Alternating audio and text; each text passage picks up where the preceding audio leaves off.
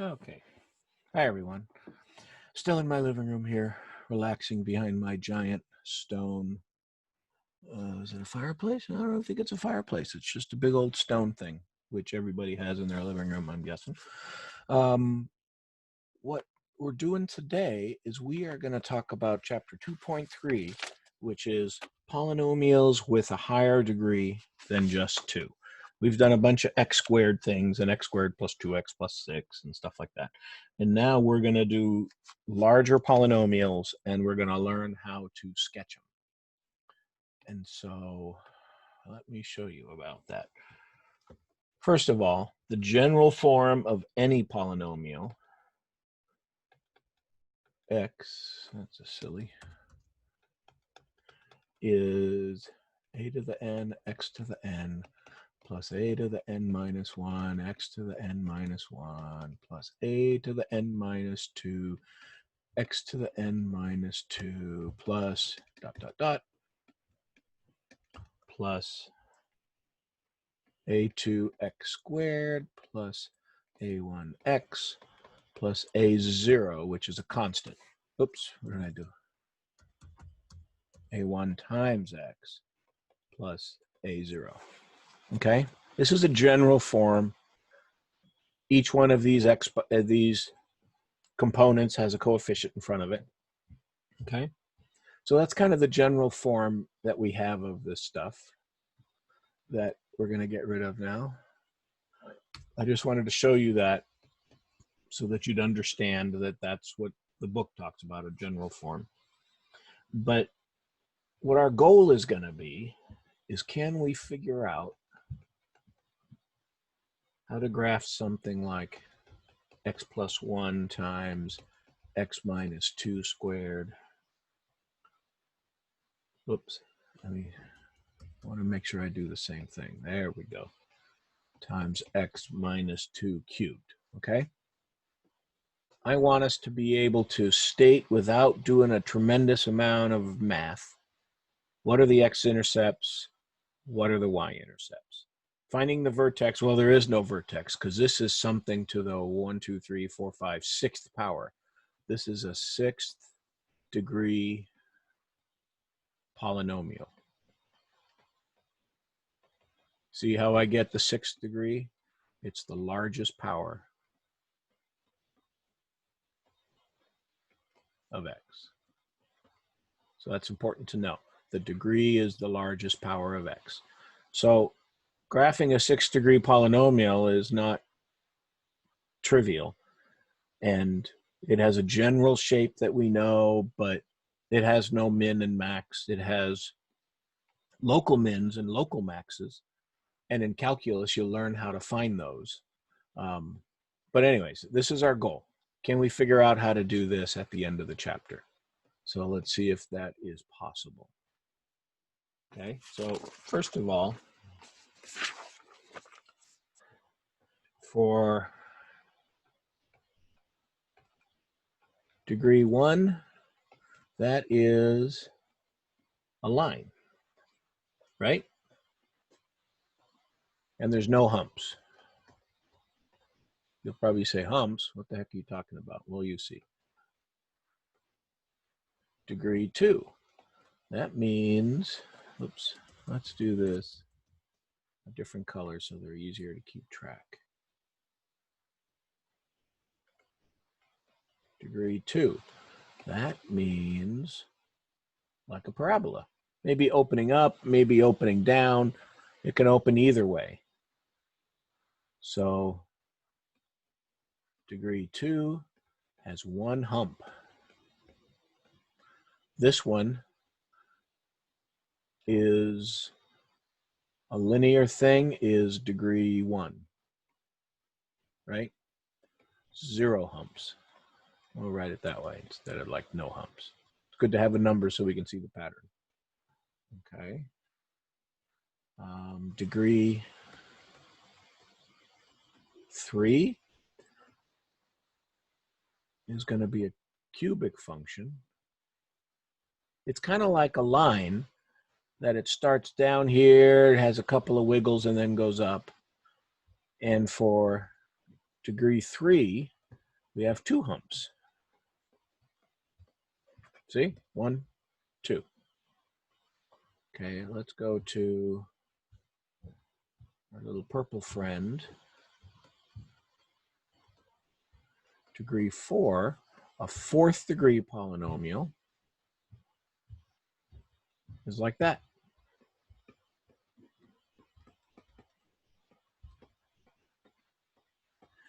So a 4th degree one kind of looks like a quadratic, but with a couple of humps in the middle.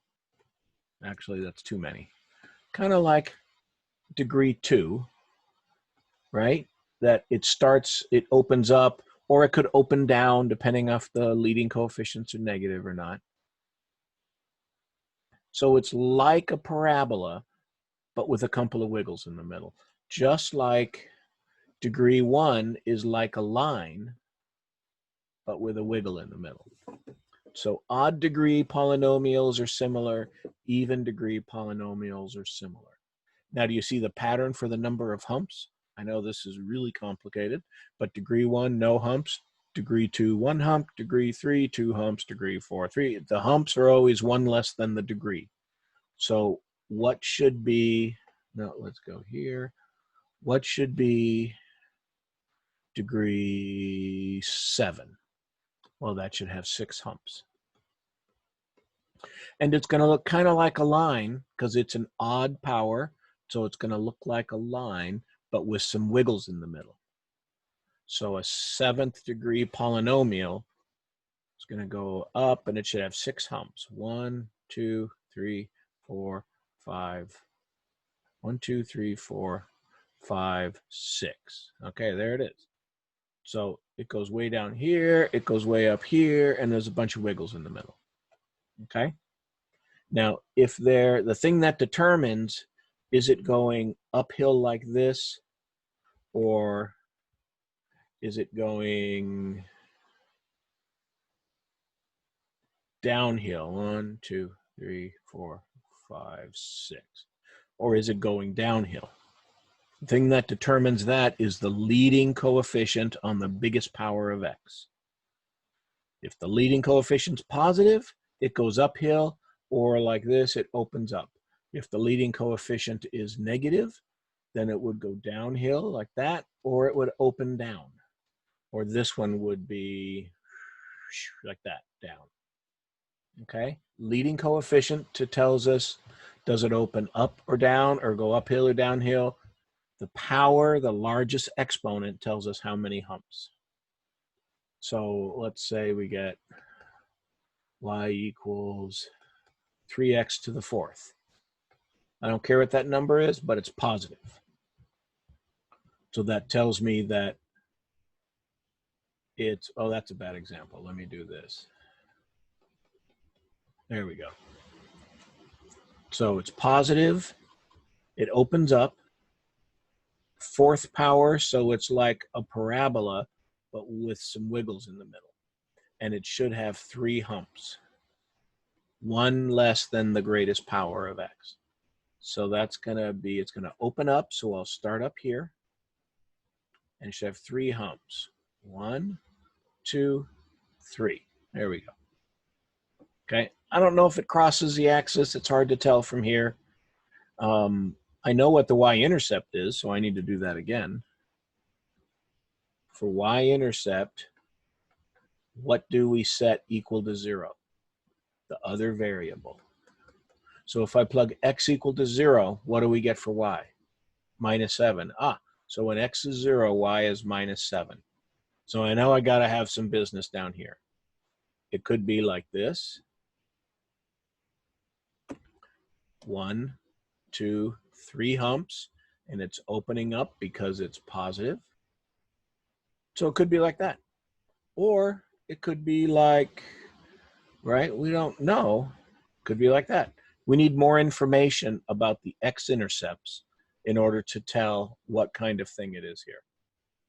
But all I want you to do is be able to sketch the general shape of these things and give it a guess. And either one of these I would say is correct. I would say this, mark it in blood red. this is not correct. Because what kind of function is this? 2 humps? That means it's a x to the third power. And it's going downhill, so that means the leading coefficient is some negative number. There's a negative out front to make it go downhill. So the red curve would not agree with this function in any universe at all. Okay? Okay.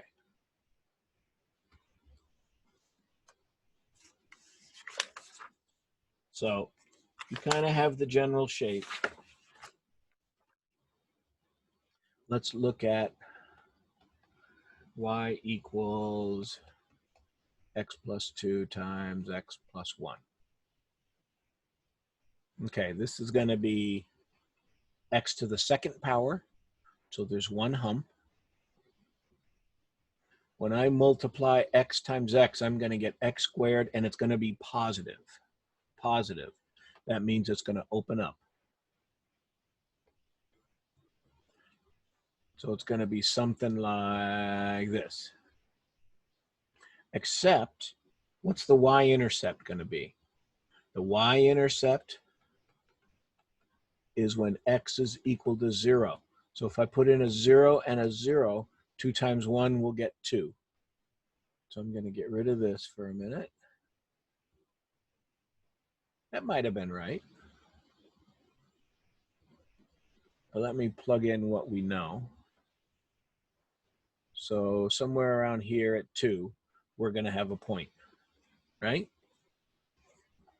And for the x-intercepts, what do we set equal to 0? Y equal to 0. So let me take this function and set it equal to 0.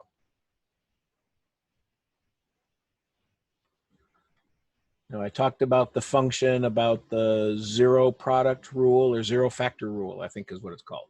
In order for this to be 0, either x plus 2 equals 0 or x plus 1 equals 0. One or the other, it's got to be true. And so if I solve this for x equals minus 2. If I solve this for x equals minus 1.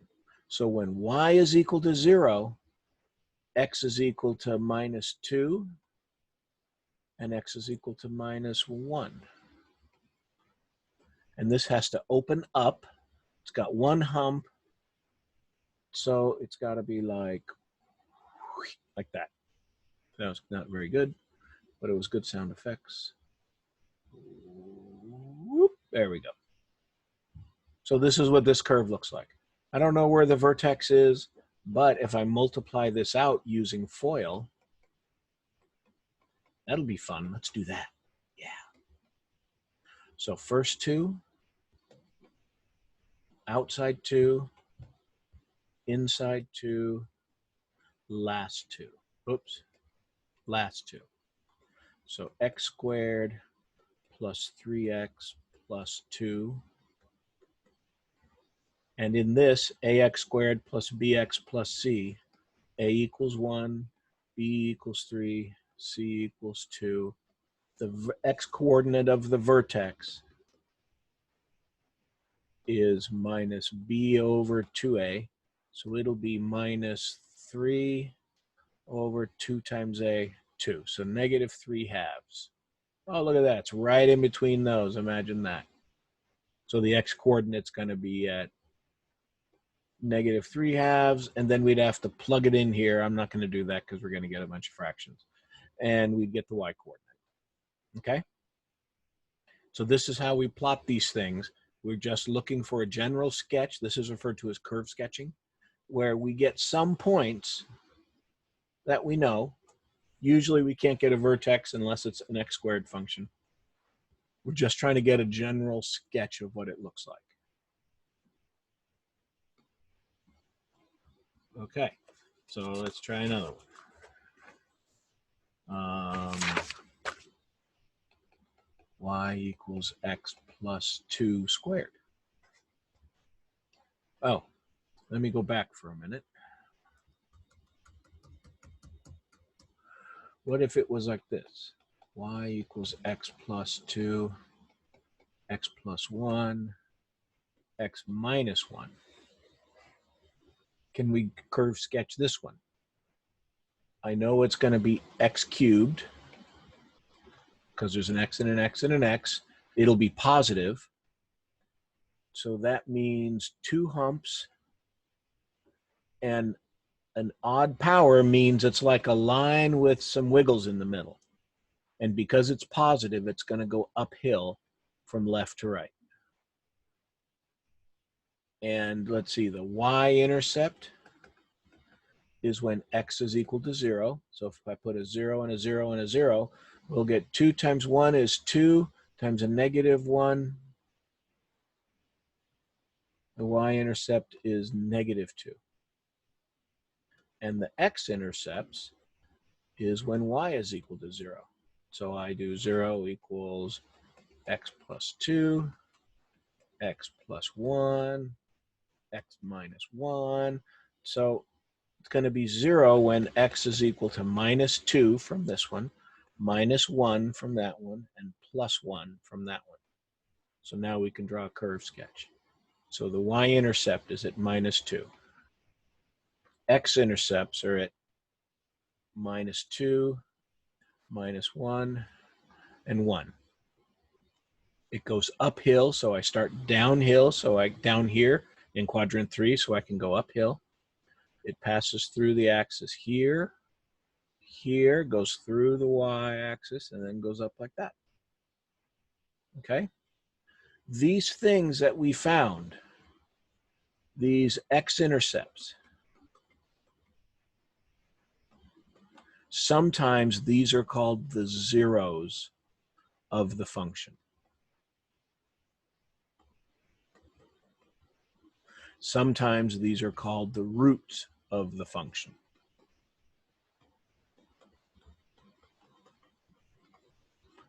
Just, I want you to see the words in case you see it in a problem, or maybe you're hanging out with friends and somebody says, hey, I wonder what the roots are to this polynomial. Well, you know what they're talking about. Okay? So roots, zeros, x-intercepts, all the same. Y-intercept, notice there's no vertex here because there's no one value that's at the minimum or maximum. There's a local maximum here, local max, which we don't know what it is, and there's a local min somewhere over here, I don't know where. We can't assume that it's on the axis, and since these are not equidistant, I'm guessing the local min is somewhere in quadrant 4. Okay? These all occur once, right? This factor x plus 2 is there once. X plus 1 is there once. X minus 1 is there once. These things here are referred to as single roots. And single roots always have a curve that passes through the axis from one side to the other like a line.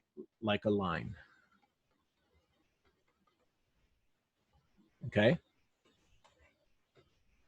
So a single root, when you zoom in really close here, let me zoom in really close. Whoops. Here's my line. Here's my point at 2. And when I zoom in really close, it's just going to look like a line because it's a single root, because it's going from one side of the x-axis to the other side of the x-axis. Single root, it's like x to the first power. It's kind of like a line when you zoom in really close. Okay? Now, let's look at one like this. Y equals x plus 2 squared. Ah, this one looks kind of interesting. So it's x squared. So it's going to have one hump. X is going to be positive if I take and multiply this out. X will be positive. So it's going to open up. And the y-intercept is going to be when x is equal to 0. So I put x equal to 0, we're going to get 4. And the x-intercepts, this is why I did this function. I set y equal to 0. So we have 0 equals x plus 2 squared, or x plus 2 times x plus 2. So for this one, x is going to equal minus 2 for that factor, and minus 2 for this factor. It occurs twice. This is referred to as a double root. And if we recall, a single root looked like a line.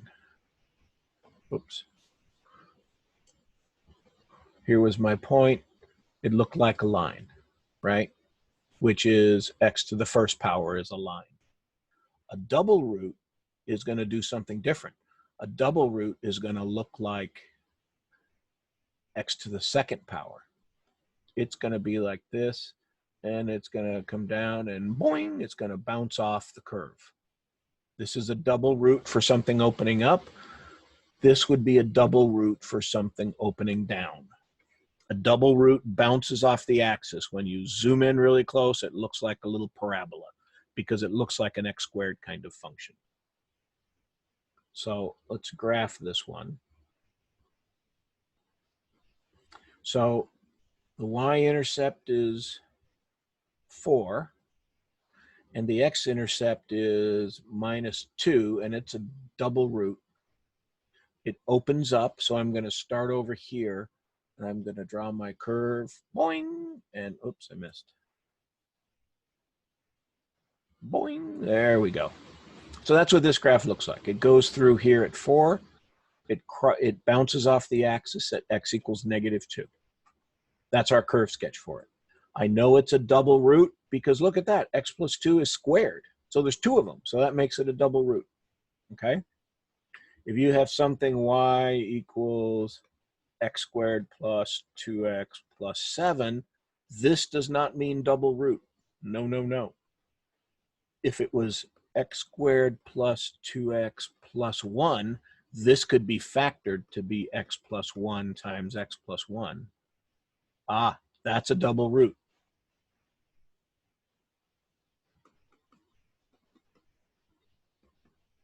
So a double root is when you only have one x-intercept and it occurs once, twice.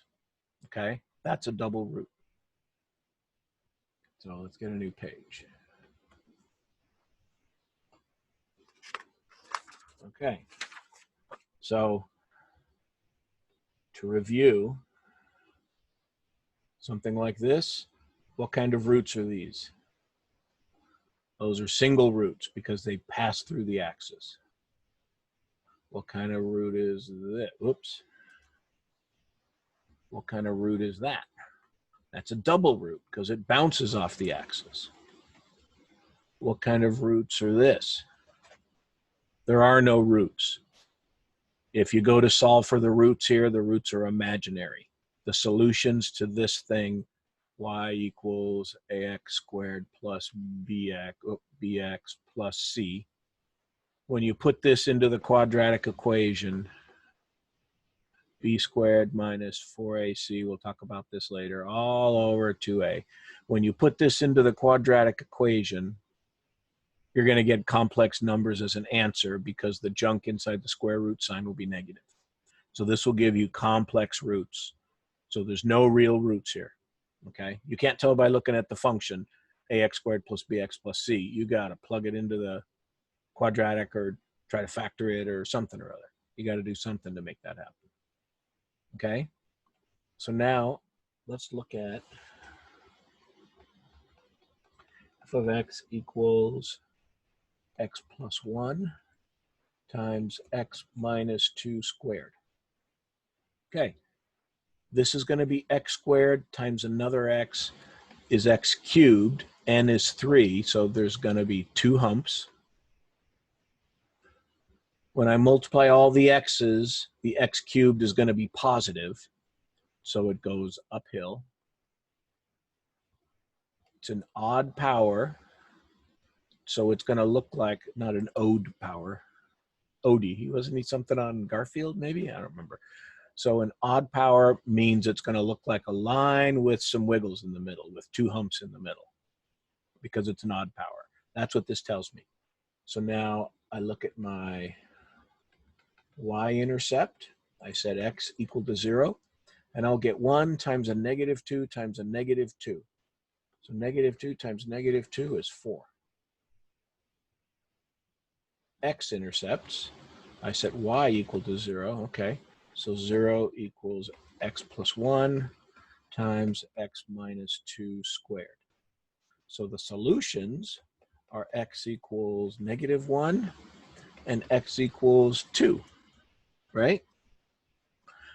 But I can see that happens twice.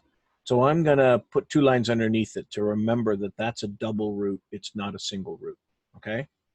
So now let's go ahead and make our axes. Man, oh, that's a good axis there. Look at that. So y-intercept of 4, okay, x-intercept of negative 1, and an x-intercept of 2, and that's going to be a double root. It goes uphill, so it starts down here. So it's going to be, this is really steep. So it's going to go, let me spread this out. I'm going to put negative 1 there, and I'm going to put negative 2 here. Oh, plus 2 there. There we go. So it's going to come up to here. It's going to go down, and it's going to hit this, but this is a double root. So it's going to say boing, and it's going to bounce off and shoot up. So that's a curve sketch for this function. Not to scale or anything, but there you go. We don't know where the peak of this curve is. I drew it so it looks like it's here. This is actually a bigger distance than this one, so the peak should probably be over here somewhere. It should probably hit here and keep going up and then come down and bounce off, something like that. But we're not trying to draw these accurately. We're just trying to get a general sketch. That's what we're looking for. Okay, double root, boing. Okay, triple root, y equals x cubed. This is one of these things that you got to be able to identify. It looks like that. If you don't believe me, go to Symbol Lab and plot it, and you'll see it looks like that. So this is what a triple root looks like. That is the wrong way to spell that. So it looks like a single root, but with some curves, right? A single root goes from one side to the other, x to the first, odd. A triple root, odd, also goes from one side to the other, but it has the curvy stuff there. So this is what a triple root's going to look like. So if I have y equals x plus 2 cubed. So let's see. X cubed, it's going to be positive. Odd exponent, so it's going to look like a line with some wiggles. There's going to be 2 humps. Positive going uphill. Let's see. Y-intercept, I set x equal to 0, and it's going to be 2 cubed. X-intercept, I set y equal to 0, and I solve for x. 0 equals x plus 2 cubed. My only solution is x equals minus 2, but there's 3 of them. Triple root, triple root. So we got to make sure we know that. So now I've been on a roll with these axes. It's not so good. Okay, so going uphill has a y-intercept of 8, and it has an x-intercept at negative 2. So it's got to be like this, but kind of humps. But the thing is, it's a triple root, so it's kind of like, oops, that's no good.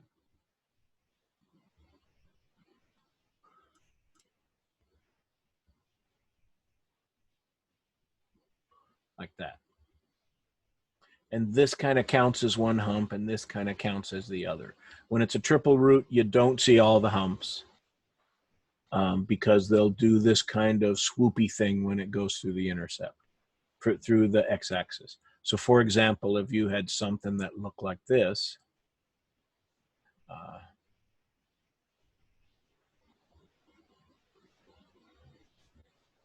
this would be a triple root, and this would be a double root. So 5 roots, this is an x to the 5th power kind of thing. Does that make sense? So this is a triple, this is a double. So this would be x to the 5th power. So something like this would be y equals, I'm just going to make this up,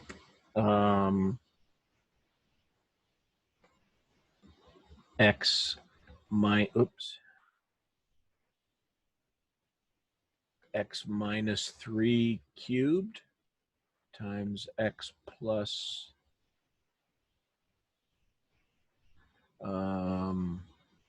x minus 2 squared. So our roots would be x equal 3. Oh, I did that wrong. Plus. It would be minus 3 and plus 2.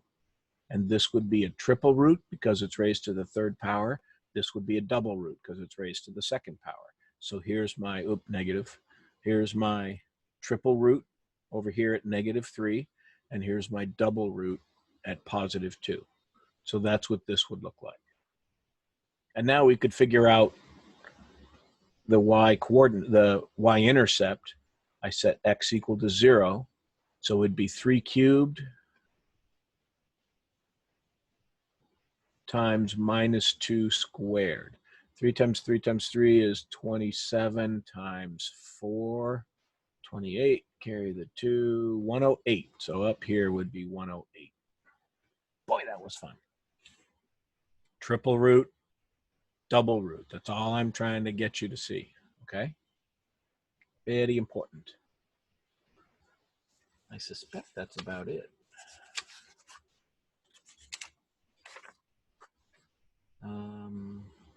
Yeah, let's do one more. Wait, what happened? Don't save. Okay. F of x equals x plus 1 times x minus 2 squared times x, x minus 1 squared times x minus 2. Okay?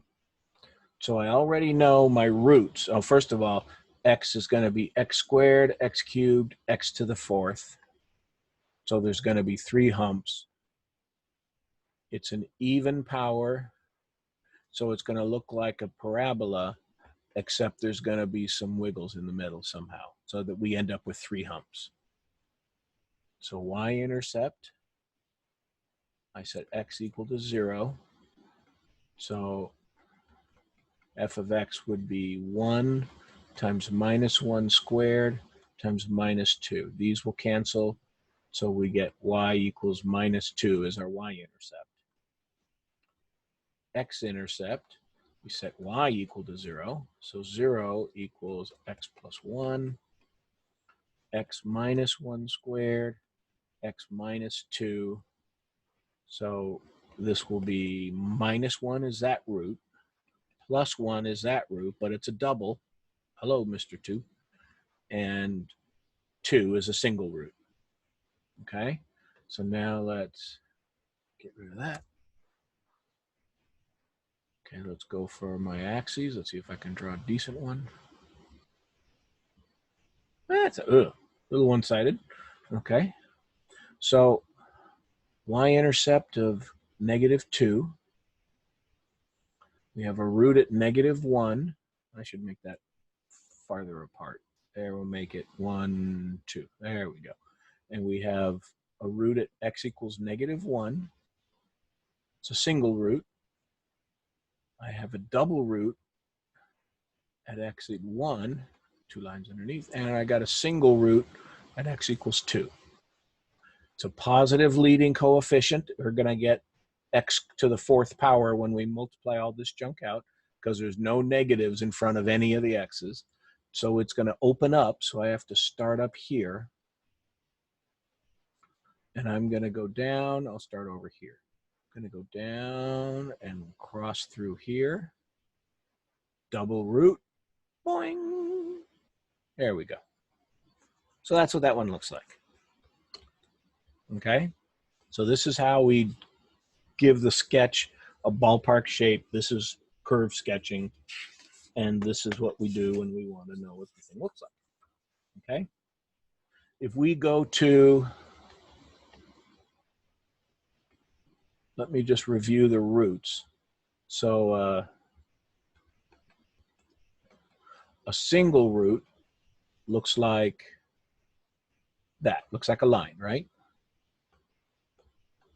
Double root, I guess I should have done that in a different color so that keep track.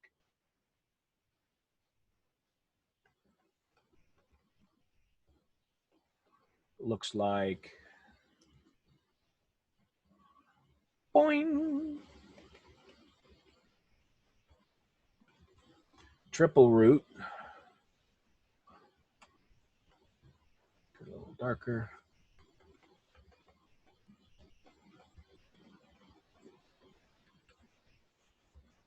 Kind of goes whoosh. It looks like a line, but there's a little bit of a curvy to it, okay? Fourth root, you could have something next to the fourth power. So a fourth root. Well, guess what? It's going to look like a double root. It's going to look like a parabola, except it's going to come down and hug the axis. Oops. Hug the axis for a while, then touch, hug the axis, then go up. So it almost starts looking like a square. Okay. Fifth root. Oh, we got a new color. We're going to go orange, or maybe ugly brown. There we go. Fifth root. Looks like a triple root. It's going to swoosh through, but it will come up and then it will hug the axis a little bit, touch, hug, then go up. So there's this region that looks like it's almost like a straight diagonal line for a bit. It's not, but it just starts hugging the thing for a little bit more, hugging the axis a little more. As you go higher in roots, they tend to hug the axis closer and closer. So if we have, can I do there's a pukey yellow. There we go. So if I have the 17th root, it's odd, so it's going to look like a triple root, but it's going to go past like that. It's going to hug that x-axis for quite a while. It's never straight. It's always a little curve, but it's going to hug really close before it takes off and goes up again. Okay? Keep these rules in mind, and you'll find these are easy peasy problems. Okay? We're going to do some curve sketching.